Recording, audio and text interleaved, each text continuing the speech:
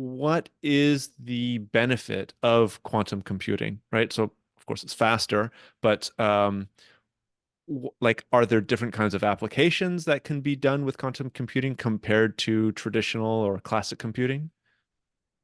Yes, definitely. I think just to your comment before, it's true that we're at this stage where it's unclear yet which technology will be the best one to Mm. build quantum computer, and this is why there's so many and so many different ones with so many different angles at not only building the hardware itself, but also how we are developing the industry as a whole.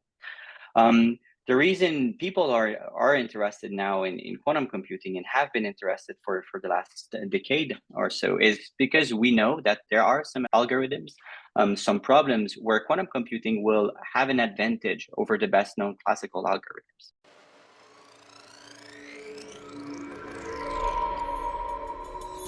We're going through something absolutely historic.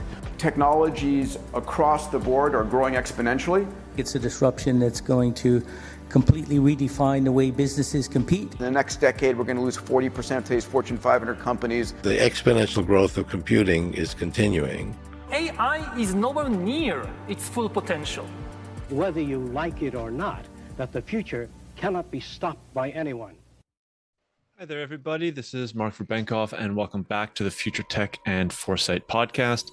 This is going to be episode number 149, and once again, we are touching on quantum computing. This is certainly something, certainly a topic that I would love to have on the podcast a lot more.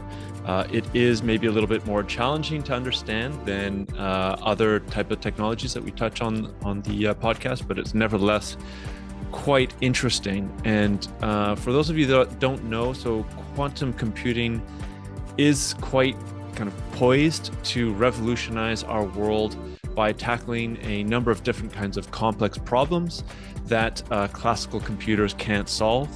And it will theoretically and most likely offer unprecedented advancements across various fields, which we kind of go into in this episode today. So in the episode, we actually dive into what quantum computing is. For those of you who maybe are still a little bit confused about exactly what it is, we do touch on that. We start off that.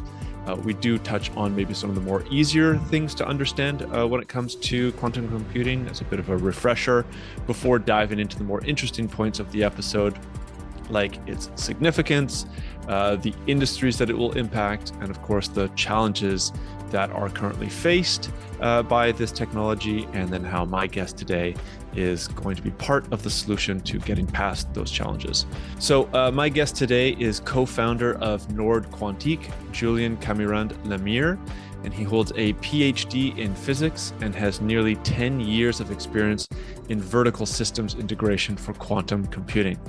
As Chief Technology Officer, Julien brings his vision of technology development in synergy with quantum ecosystems, driving collaboration and innovation in the sector.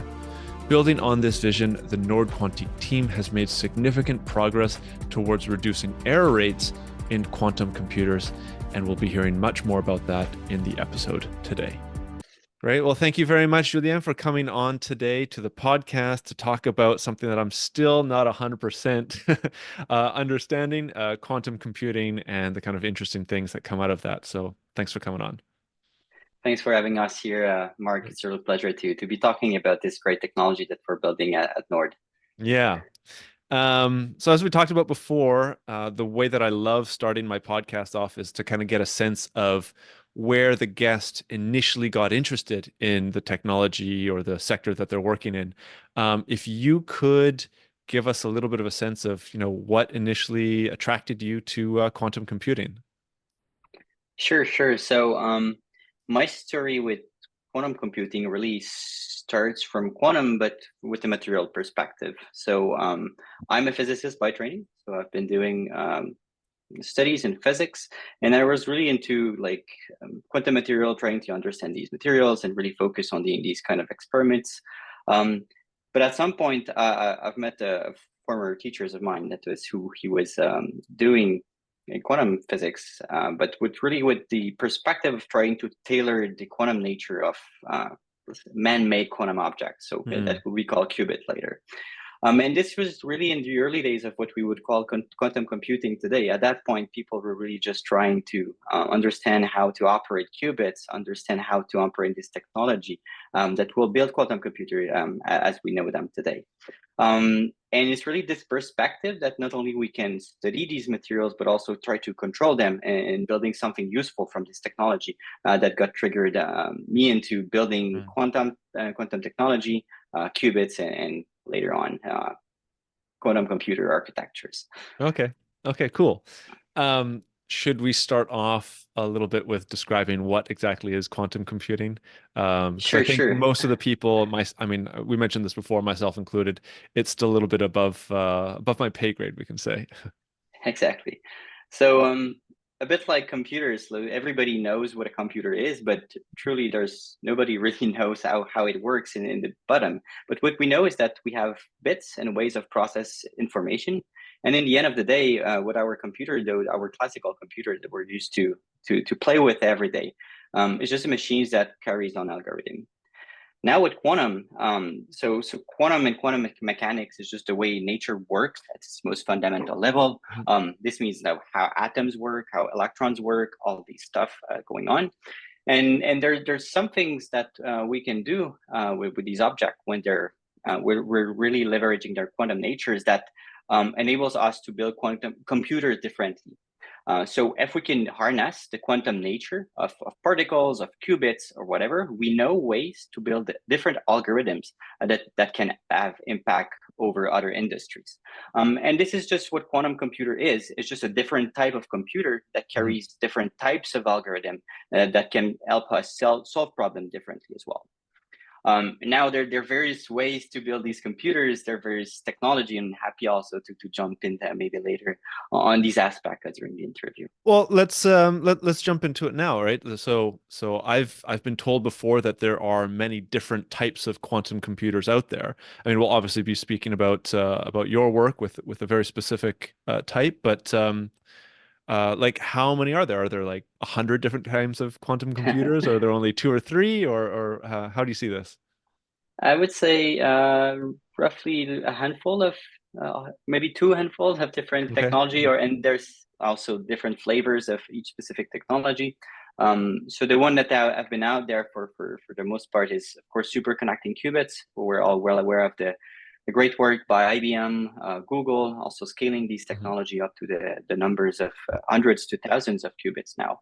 And it's just a superconducting platform. I will be talking about this because this is also what we are doing at Nord Quantique, but in a very different and specific way. But just in principle, superconducting qubits are also interesting because these are systems that behave like atoms, but that are completely engineered. So we use superconducting material like aluminum, niobium, tantalum to bring together circuits that behaves just like atom. And we can construct a computer out of these.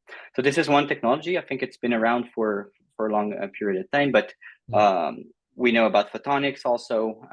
We're trying to leverage photons, so light particles to build quantum computers, neutral atoms, so arrays of atoms that are trapped into space with optical tweezers, and also different type of technology like spin qubits, where basically spins of individual electrons or atom trap inside something that would look like a computer. It's really the same technology, so CMOS technology.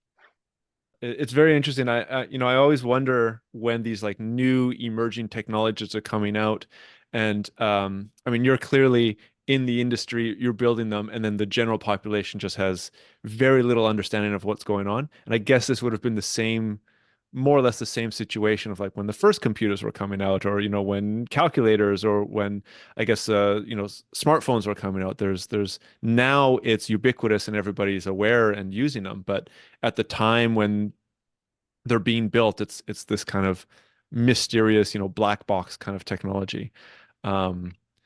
So I guess with that, what is the benefit of quantum computing, right? So of course it's faster, but like, are there different kinds of applications that can be done with quantum computing compared to traditional or classic computing? Yes, definitely. I think just to your comment before, it's true that we're at this stage where it's unclear yet which technology will be the best one to build quantum computer, and this is why there's so many and so many different ones with so many different angles at not only building the hardware itself, but also how we are developing the industry as a whole. The reason people are interested now in quantum computing and have been interested for the last decade or so is because we know that there are some algorithms, some problems where quantum computing will have an advantage over the best known classical algorithms. And it is now the challenge not only to demonstrate the speed ups, but also integrate like quantum computing into actual industry processes and make this relevant to the industry. Now, like which is industry is the most favorable for quantum? There's many of them, and it really depends of which specific problems you're targeting. And some of the things that we're often talking about is like material science, trying to use the algorithm that like links up to the quantum nature of the quantum system that we're working with, and that may present advantages in designing molecules, chemicals, these sort of things. These are also projects that we are exploring at Nord Quantique. So how to leverage our architecture, our quantum computers to solve these kind of problems. And there are many more. So some people will look for finance and optimization. What are the lengths also? There was some recent publication about quantum for generative AI. These sort of things can link up together. Now, like quantum computing is not a one-stop shop for computing in general, just like computer are. So now, as you connect to the internet, as you're interacting with the world through these sort of systems, you're not only connecting to one type of computer. So we're well aware that we have CPUs, we have GPUs, we have different types of computers that are good to tackle different types of problems. And quantum will be one of them in the future. So of course, quantum can speed up some of the problems, but for some problems, quantum is not doesn't have any use cases. So sometimes it's just better. You're better off using your classical computer and your traditional algorithm in some sense. So thinking ahead at what the industry will look like in the years to come, when we think about the data center of the future, it's a combination of all these technology, building solutions really in a workflow perspective, with some of the algorithm being solved by the quantum computer, and some other part of a solution might be from a CPU or a GPU.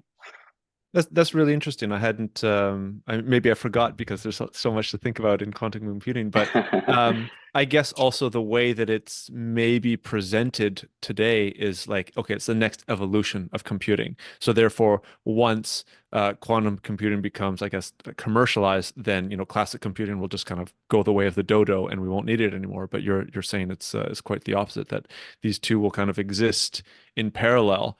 Quantum computing for very like specific applications where classic computing is just no longer needed.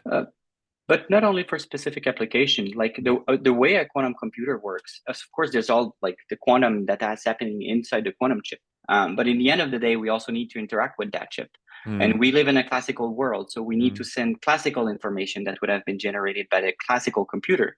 And in that perspective, there's no way only quantum computer will be evolving all by themselves. This is all part of a flow that also involves classical computing. Okay, interesting. I typically ask the questions about the far future towards the end, but you just brought up a question. So you're saying like, yeah, the world exists in a classical computing medium, if you want. Is there ever going to be a point where classical computing will kind of go away completely and everything will be quantum computing? Or no, there's always going to be a need for classical? It's hard to predict what type of quantum algorithm will invent once quantum technology becomes more and more mature. I think this is one of the current challenge of the industry, also building more and more of these algorithms, understanding how quantum can be useful in different industry sectors. The feeling that we are having right now as a community is that there are problems where like classical computing is just a better solution. And we don't see a near future, at least, where quantum alone will be useful in that specific sectors. And there are other where we think quantum computing will be disruptive. So I've mentioned material science. This is really one point where we think that having a quantum computer can really help us accelerate the development and the inventions of new materials and new chemicals, for example. Mm-hmm. And could you give a tangible example of where classical computing will continue to outcompete quantum computing, if that's the right way to think about it? Yeah, so right now I think there's a big debate around like the link between quantum and AI. One thing with AI is that we need a large data set to treat these problems. And this is a challenge in quantum. It's hard to store a lot of data on current quantum computers. So there's a challenge here, and we don't see a near-term alternative to the existing AI algorithm, for example. Okay, that's clear. So clearly this is an emerging technology. What have been some of the limitations or challenges in building this? And I understand that we're still not, we haven't decided as a world on like the specific kind of computer, but we can just get into the challenges and limitations. I think it'd be interesting. Definitely. So yeah, I'd say like one of the challenges is exactly what you mentioned. So we need to find the right path to quantum computing and the right path to get these machines to a scale and to performance that will be relevant to the industry. So this is the overarching challenge, I would say. In the like 5 to 6 years ago, the big challenge was really like, can we build systems that are large, that have many qubits, and that can still carry on quantum computations. And what we've seen emerging is a lot of these technology have been ramping up the number of qubits quite impressively. So we started from the tens or few qubits to hundreds and now thousands of qubits inside this architecture.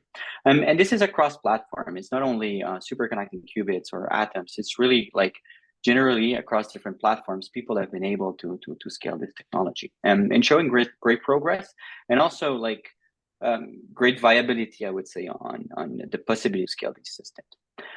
Now there remains a big challenge, and that we are facing as an industry, and it's really like the quality of the systems that we build. So not only the number of qubits, but really the quality of each qubit, or the quality of the architecture as a whole, which has which holds this quantum computer. So what's the challenge here? So when we build qubits, and this is whatever modality that you're working with, what you'll find is that qubits will do errors at some point in time. And this translates in something that we call error rates. So the number of error you would do for a number of gates you will run on these qubits. And right now, qubit will be running into one error every hundreds to thousands of operations.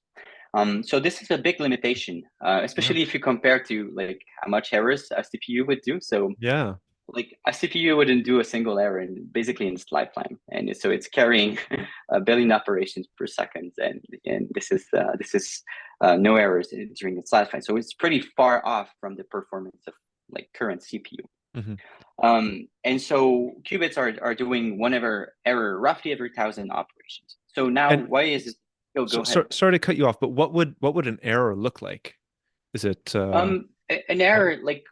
Usually, just like classical computer, when you're running a quantum computer, what you have is a set of gates, a set of operation that will carry on your algorithm. So you have qubits. On these qubits, we can do different gates. Some gates are between single qubits. So, for example, we have in classical computer, you would have or AND and between your qubits. So these are the kind of gates you can do between two qubits or not on a single qubit just to flip it. On a single bit, sorry, just to flip it. In quantum computer, we do have this similar gates. So on single qubit, we have this X gate, which basically flipping the qubit around. But we have also the same gates for phase, for example. And an error is basically you try to do an X and you do a Y, or you do a Z gate. So you don't, or you do something completely different. So you're not doing what you think you are doing. And the reason behind this is really the physics at play behind your quantum computer. And one big challenge with these computers is that quantum information is very sensitive. So when trying to preserve the quantum nature of these objects, you have to fight a lot against the environment. And for the types of system we are dealing with, it's really temperature fluctuation or fluctuation into the electromagnetic environment of our qubits, or some noise occurring in the electric field or magnetic field surrounding our qubits can disrupt these operations. And what this turns out is exactly what I've mentioned before. So you think you're doing something, but the system is being disrupted and doing something else. And this is very challenging when you're building an algorithm, because what you want is the right answer at the end. You want to make sure that when you run this computation, you're actually doing the set of gate that will bring you up to the right answer at the end of the computation. And this is challenging. And the challenge for a quantum computer is what we think we need right now is systems that have more than 100 qubits, but also that has this capability of carrying million to billions of gates in solving these very hard problems in material science, for example. And with this error rates of 1/1000, we're quite far off at the moment. Yeah.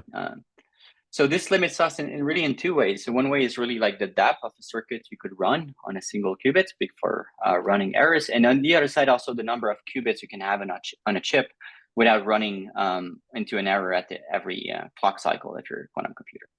So this is really a scaling problems, both on the algorithm perspective, but also just like on the size of a chip that would be relevant to the industry. Fortunately, this challenge has a solution. So it's something that we know how to deal with. The thing is, it's really challenging. And the solution is quantum error correction. Sorry, quantum error correction? Quantum error correction. Okay. So correcting error in a quantum system is like the act of correcting errors on quantum system would be called quantum error correction. And quantum error correction is simply an algorithm that you run over an array of qubits, for example, that would allow you to detect errors. So like have a flag raised when an error has occurred, and being able also to correct it as it occurs. So with this quantum error correction layer, what you're able to do basically is run your computation, but also like actively correcting and removing errors from the system as it's occurring. And this is not only something that exists in quantum, it also exists in classical computing and classical communication. For example, if we're sending very faint signal into space and trying to communicate with a very far off satellite, we would use like quantum error correction techniques to make sure that not quantum, classical error correction techniques to make sure that the signal that we're sending is actually the right one. And the key ingredient behind all of this is redundancy. So if you think sending a single bit that would be a 0 or a 1 would make error, you can just like replicate this bit for a longer bit string, maybe have thousands of these zeros instead. So if few of them flips during the travel to space, then you can recover from this. You can see, well, like, do you have more zeros or more ones, and just pick the right answer from this. And for quantum, this is basically the same ideas. Of course, the algorithm is very different. It's a quantum algorithm for running on qubits. But the idea is similar, is we need to build redundancy in such a way that if one or few of the qubits are faulty, we can detect that error and correct it with the algorithm. So this is just the basic principle at play here. Now, the challenge for quantum computing is the algorithm that we've been working with for a while now need large overheads. So we're talking about 1,000 to 10,000 physical qubits for every logical qubit, so encoded qubits that will carry the computation. In other words, what I mean here is we're trying to build a single protected qubit against error by using an array of 1,000 or 10,000 qubits. And this is a large overhead. I was talking earlier about like what's the size of the current system. We're kind of reaching that point where the largest system of 1,000 qubits. So it's super challenging to get to the levels that you need to build a single logical qubit. And we're not we're not even talking about like a full-fledged architecture that will have hundreds of these. Right. And this is just one question. If like it gets really hot, so you need to have not just the redundancy, but you need all this cooling system and all this other, like the power, like you were talking about the architecture, the like the physical environment that these quantum computing systems live in. It's I guess it gets more complicated the more redundancy you have in order to make that one qubit work, Definitely. right? So so redundancy also calls for engineering challenges. Yeah. And the lesser redundancy you can have in building these qubits, the lesser of the engineering challenge you will have. So the hot part that you were mentioning, because this depends of technology. Some technology will operate at room temperature. At least some parts of the technology could operate at room temperature. But for technology like us, relying on superconducting qubits, yes, we're operating at very low temperature, and it's important to keep this in check. But this is really on the engineering side, so you can save a lot by reducing redundancy. And this is really what we're trying to do at Nord. And the reason our company was created is to solve that challenge, to find ways to build a technology that would have a better scaling, would have lower needs for redundancy while we're scaling these systems. It's really in that perspective of building like fault-tolerant quantum computing, in the sense that a computer that can be resilient to these errors as it's run different algorithms. Well, should we jump into it? How Yeah, have you done this? Have definitely. you come up with a solution? What's going on over there at Nord Quantique? Yeah, exactly. So what we're doing, so I was telling you, so we are leveraging something that is well known, so superconducting circuits, but in a very different way. I was talking about redundancy a bit earlier, and in our approach is really to build redundancy inside qubit themselves. So inside a single physical system, that will then be able to carry those quantum error correction algorithm, but on a single physical system, compared to the large arrays I was referring to earlier. And this is what we've been doing. So our technology was framed as bosonic codes. So this is a fancy word for saying that we have microwave photons. So we use microphotons that are trapped into resonators or cavities. These photons, we can put a bunch of them into these resonators or cavities. This is how we build redundancy. And by controlling these systems and doing quantum error correction on it, what we've been able to demonstrate by the end of last year was our ability to not only like produce these qubits and operate them, but also do error correction on the system and extend the time for which the quantum information will remain into this system.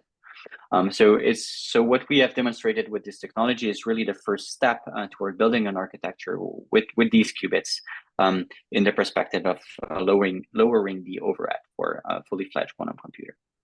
So if I understood this correctly, the need for redundancy goes down, I'm assuming by a substantial amount. It's not like 2%. It would be what, an order of magnitude, like 10 times the amount, or how much are we looking at here? This is what we're working for. So we know similar technology that have demonstrated path to at least have this tenfold. We're on track right now where we're also aiming for something similar like this. So this is part of our R&D roadmap.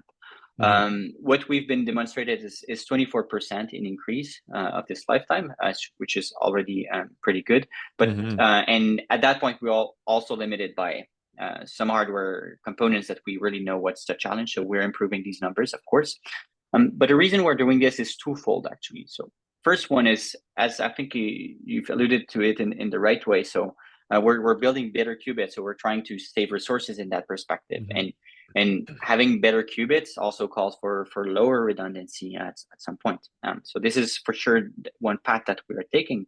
The other one is, as we are using these system and the redundancy inside it, we also gain knowledge of, on each qubit, which one is faulty and which one is not. And this is a knowledge that, and a piece of information that standard qubit architecture wouldn't have access to. And this we're also trying to leverage to build an architecture that has also lower overhead, relying on this piece of information. So it's kind of a twofold improvement that we can get for this system. One really on the performance of single qubit access, trying to extend lifetime, lower error rates and gates and stuff like this. But the other one is building better architecture, better codes that are able to reduce further the number of physical qubits that will be needed to build an architecture. And so you mentioned that the quantum computer type that you're working with right now uses superconductors. Is your technology also relevant for the other types of quantum computing out there, or is it just this one specific type? Our technology is pretty specific. Of course, like in superconducting industry, so there are other players. So I've mentioned IBM and Google, which are the big ones out there. But their technology is using similar bricks, similar building blocks as we are doing, but is operated in a very different way. So it's pretty specific, and also the way the architecture, qubit will be connected together will be also different. So specific in that perspective. One thing, however, is it's an overarching challenge from the whole community to build these quantum error correction codes that operates onto a full architecture. And there's links also that we're learning from different qubits approach, also like different codes that are being built, how it's transferred to our own technology and vice versa. So quantum error correction is an active topic, and we're learning from different piece of technology. But to your question, it's not directly transferable. So it's very different. It's its own. So I guess a follow-up question there is, I mean, with not just quantum computing, but many other types of emerging technology that later becomes kind of technology that's ubiquitous and used everywhere, it becomes easier to replicate, easier to build. You could say it gets democratized. Is this reduction of need for redundancy on the path towards democratizing quantum computing? Because in my limited mind about this, only only really large players are able to use or build quantum computing and get the benefits from it. It's, as far as I'm aware, there's not like quantum computers that are built in somebody's garage, for instance. Or am I incorrect on that? No, you're not incorrect. So so quantum computers are built by like specialized companies, and that's pretty much the way we think it will work for the next decade at least. But in some sense, this is also how classical computers have been evolving. So there's only few players that are able to build the chips that go inside our computers today. Same goes with GPUs. Same goes with all these very advanced and complex technologies. And quantum is also the same. Is the way we see things right now is not for democratization, but also is for unlocking the market that we anticipated to have with quantum. So quantum, as I've mentioned earlier, is expected to be impactful in different sectors, but to do so, we need to get not only the chips to scale, but also the chip up to performances that are needed in that perspective. What we believe at Nord Quantique is that the best way towards there is to build systems that have this error correction capability built in. Not only this improve the performances of the architecture itself, but also show a better path to scaling. And also at scale, we believe this is a way to save. You've mentioned engineering earlier. This is something we really believed on. Like, it's important to think about this big engineering challenge and how we can reduce the resources needed is a way just not to have to work on this too early and build something relevant without the need for a million qubits, for example. And is this kind of already a practical solution? Like, have certain companies already taken up the technology, or you're still in the verification phase, confirmation phase? If you can speak to that, that'd be interesting to hear. Exactly. So our company has been really focused on this challenge. So the challenge of quantum error correction and building this technology. So of course, most of our core activities lies around there. And the reason behind this is also like what we've learned from the technology up to now is that we can scale them. This is fine, but like at scale, the performance are still not there, and we need to build systems that are there. And in that perspective, so we have demonstrated this capability of this technology to do quantum error correction, and now the challenge for Nord is to scale this technology. This gets triggered interest from different players that also are looking at the market and see that they need to be prepared. Wants to see how the quantum error correction and this type of technology will change how they approach also algorithm development and these sort of things. We have worked, for example, with Sumitomo Corporation that we're exploring mostly in the material sectors. Again, And also another partner with whom we're working with to develop material development, and they have expertise in quantum and want to know how quantum computing with quantum correction will change also the approach toward the algorithm that they have. So yes, we have traction. At the moment is mostly exploratory in the sense like how will this vary, but in the coming years we expect to have a prototype that can run also small algorithms, but with error corrected qubits, which is really the innovation that we're bringing forward. Okay. So let's look maybe a couple of years into the future, if you don't mind. No worries. Once some of these challenges are solved, and say your technology is taken up, and it makes quantum computing like a truly feasible technology that can be used, maybe not just by giant players, but maybe smaller startups that of course have enough funding. If we're looking at for the example that you brought up a couple times, like just material science side, is there already an understanding of like, okay, we need quantum computing and then this is capable, like within the material science? Is there some linkage, or is it still in the mental exploratory phase of, well, we need quantum computing and then we don't know what is possible once we have it? Hopefully that question's clear. Yeah, I understand what you say. So do we know that there exists some algorithm that will prove to be useful in some sense with quantum computer? And the answer is yes. We also know some problems to which we have no classical solutions, and that quantum computer of the size I've described earlier would be able to solve with the quantum algorithm that we know today. So this is one axis. But also people are, so for example, in the material science and chemistry, for example, in building these molecules or new molecules, there's a lot of R&D that is needed. And it's hard to simulate this system with classical computer because you're dealing with a quantum system. Simulating with quantum is still a hard task for a quantum computer, but some of the aspect of this simulation can be accelerated. And this can translate also into new material discovery, for example, also like reducing costs in R&D. So we know that this is a possibility, and one that would be accessible also with smaller size quantum computing system. So yes, we know this.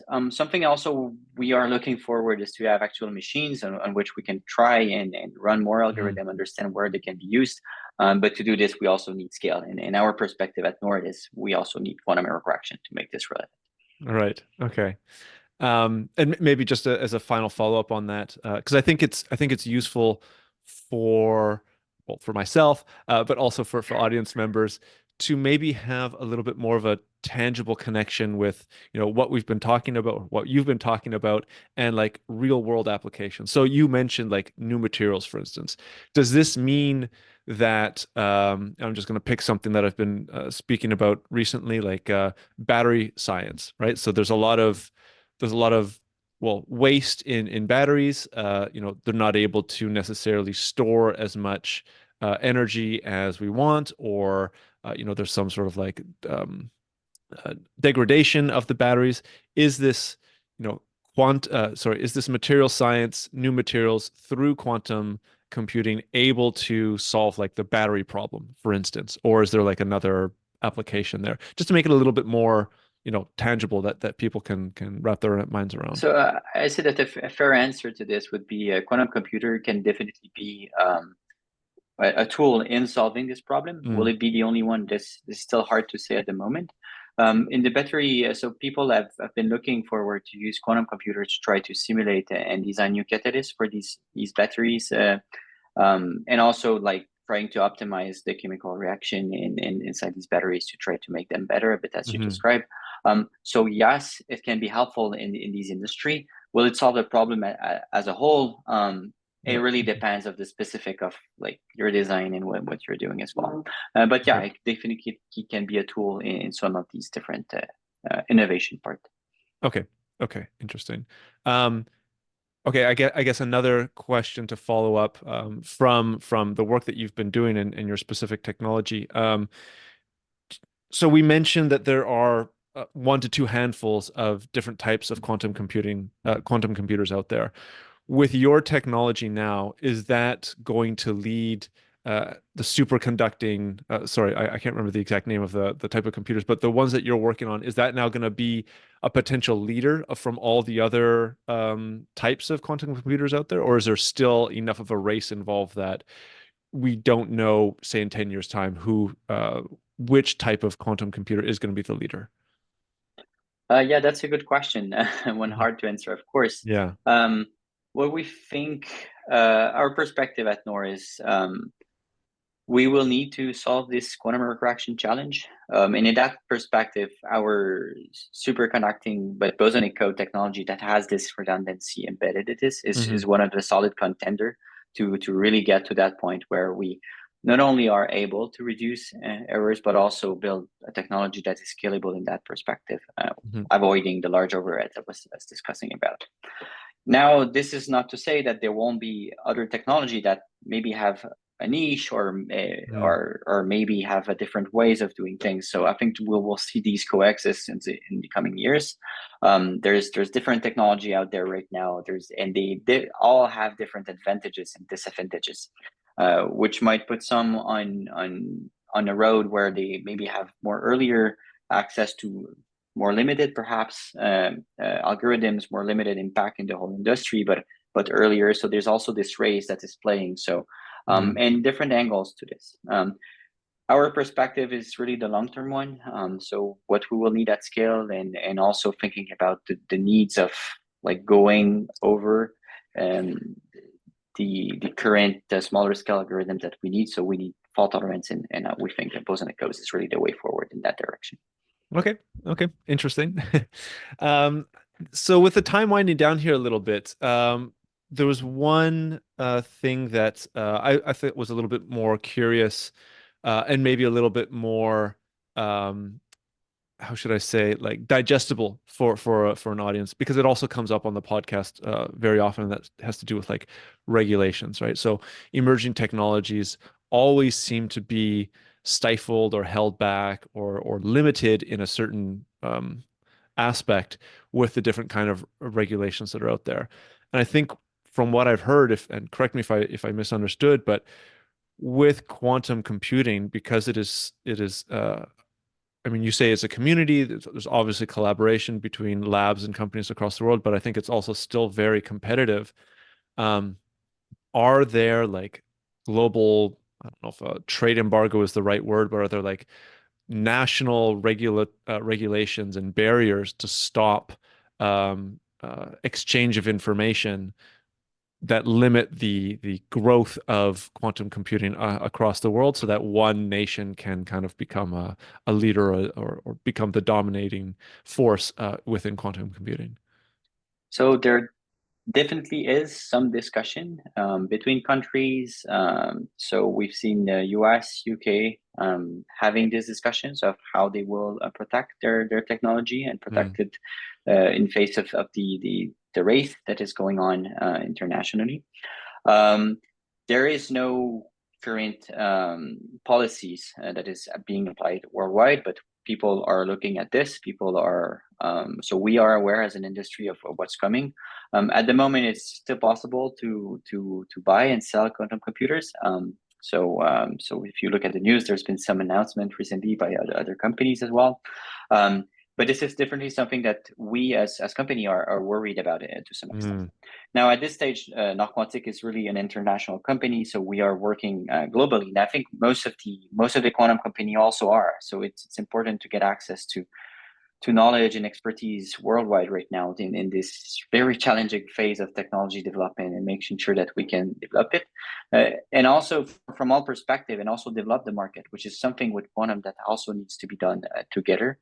And our perspective on this is we advise like nations like Canada, for example, not like to be aware of the threat that these technology can do. So if another country has a quantum computer, we don't, this is definitely a challenge for a country. Yeah. But at the same time, we need to remain sufficiently open so that we are able to grow the industry and be a leader in sharing this technology with others.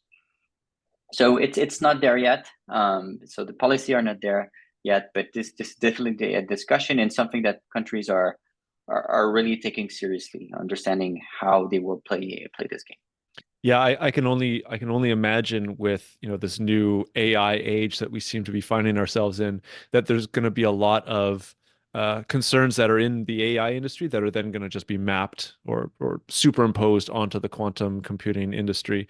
And if there are going to be some sort of, barriers to entry between countries for AI, I'm sure that it's going to happen with quantum computing, just because of the absolute power and but as you said, like positive and negative aspects that this technology can bring about. Yeah, definitely. And we're already seeing some ripples of this. So there has been some challenging for some country to export some technologies to other country. And right now it's more specific, but we definitely are seeing this. But it's just not.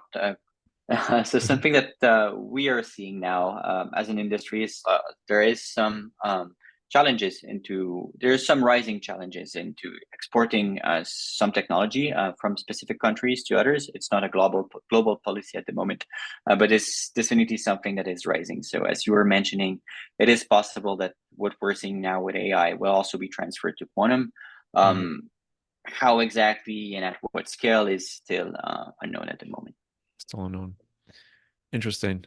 So I guess maybe as kind of one of the final questions here, is your outlook on quantum computing and the whole industry positive for the future, or are these kinds of, whether we want to call it connections with the AI industry coming into quantum concerning, and these nations shutting down export or collaboration outweighing your excitement and positive thoughts for the future in the industry?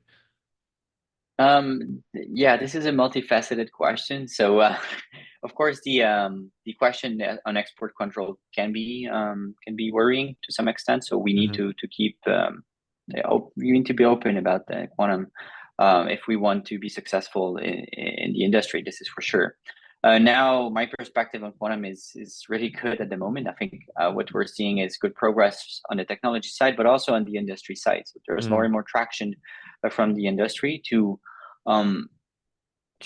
get involved in quantum, know how this technology will disrupt or will change or will modify the industry, and how to get involved with company like ours in building their approach to quantum. We're seeing more and more sales of different types of quantum technology from algorithms to computers. So this is really rising. We're also seeing raising interest from like data centers to get quantum ready and see how this technology will integrate into their own workflow. So this is definitely happening right now, and in that perspective, I think the field is really going in the right direction. Well, glad to hear. That's what I was expecting, and I hope that it continues on in the next couple of years. Julien, thanks a ton for coming onto the podcast. I'll have your website and of course your LinkedIn up on the show notes. Are there any other places that you would like people to either reach out or follow what you and your interesting company are up to? Yeah, definitely. I think LinkedIn is a good way to see what we're up to on a weekly basis. Okay. And to find out more about our technology, for an introduction, we have a blog post on our website, which is a good entry point to explore quantum. And if you want to know more, there's always also our scientific publication, which is for the hardcore one, of course. Perfect. Well, maybe I'll check out the abstract for that then. Exactly. Perfect. Well, thank you so much, Mark, for having me again. today. It was a real pleasure to discuss with you. And absolutely. Well, thanks for listening to this week's Future Tech and Foresight podcast. If you like what you've heard here, there are, of course, a number of ways that you can support the podcast. The best way would be to leave a review on Apple Podcasts or give a rating on Spotify, which you can find a step-by-step explanation for on the futuretechandforesight.com website.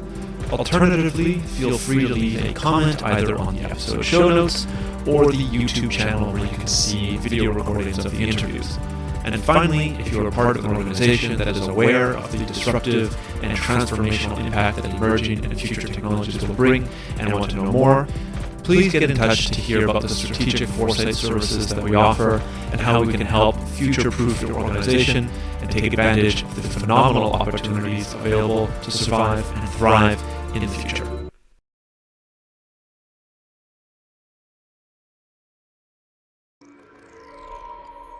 lot of future shock people and future shock institutions in our society. They're simply overwhelmed. Once there is superintelligence, the fate of humanity may depend on what the superintelligence does. Science fact is catching up to science fiction. The first truly intelligent machine will be the last invention that humanity needs to make. The only scarcity that will exist in the future is that which we decide to create ourselves as humans. Within a 10-year design revolution, we can have all humanity living the highest standard of living anybody's ever known. Progress is accelerating at an exponential pace, and it's going to reach a point where progress is so fast it's going to be a singularity. We are probably one of the last generations of Homo sapiens. Every single headline points to the birth pangs of a Type 1 civilization.